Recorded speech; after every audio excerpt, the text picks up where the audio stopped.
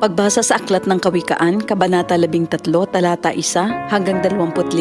Ang anak na may unaway nakikinig sa kanyang ama, ngunit walang halaga sa palalo ang paalala sa kanya. Natatamo ng mabuti ang bunga ng kanyang kabaitan, ngunit ang ninanasan ng masama ay puro karahasan. Ang maingat magsalita ay nag-iingat sa kanyang buhay, ngunit ang taong madaldal ay nasasadlak sa kapahamakan. Ang tamad ay nangangarap ngunit hindi natutupad, ang hangarin ng masikap ay laging nagaganap. Ang taong matuwid ay namumuhay sa kasinungalingan, ngunit ang salita ng masama ay nakakahiyang pakinggan. Ang mabuti iniingatan ng kanyang katuwiran, ngunit ang masamay ipinapahamak ng likong pamumuhay. May taong nagkukunwang mayaman subalit wala naman, ngunit ang iba'y nag-aayos mahirap bagaman sila ay mayaman. Ang yaman ng isang tao ay pantubo sa kanyang buhay, ngunit sa isang mahirap, ito ay hindi nakababahala. Ang matuwid ay tulad ng maningning na ilaw, ngunit ang masama ay lamparang namamatay. Ang kapalaluan ay nagbubunga ng kaguluhan, ngunit ang pakikinig sa payo ay nagbabadya ng karunungan. Ang kayamanang tinamo sa daya ay madaling nawawala, ngunit ang kayamanang pinaghirapan ay pinagpapala. Ang matagal na paghihintay ay nagpapahina ng kalooban, ngunit ang pangarap na natupad ay may dulot na kasiyahan. Ang nagwawalang bahala sa payo ay hahantong sa sariling kapahamakan, ngunit ang nagpapahalaga sa utos ay gagantimpalaan. Ang mga turo ng matalino ay bukal ng buhay. Ito ay maglalayo sa bitag ng kamatayan. Ang katalinuhan ay umaani ng paggalang, ngunit ang kataksilan ay naghahatid sa kapahamakan.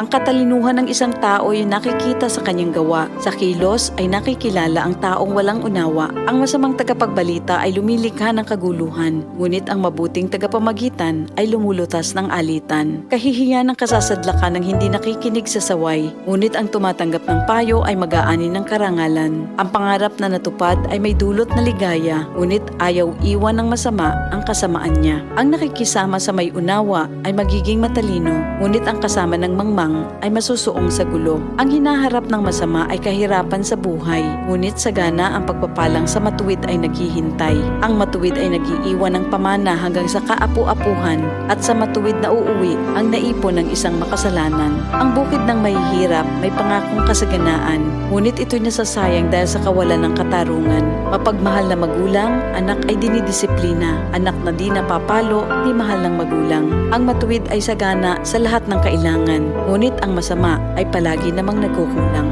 Ito ang salita ng Diyos.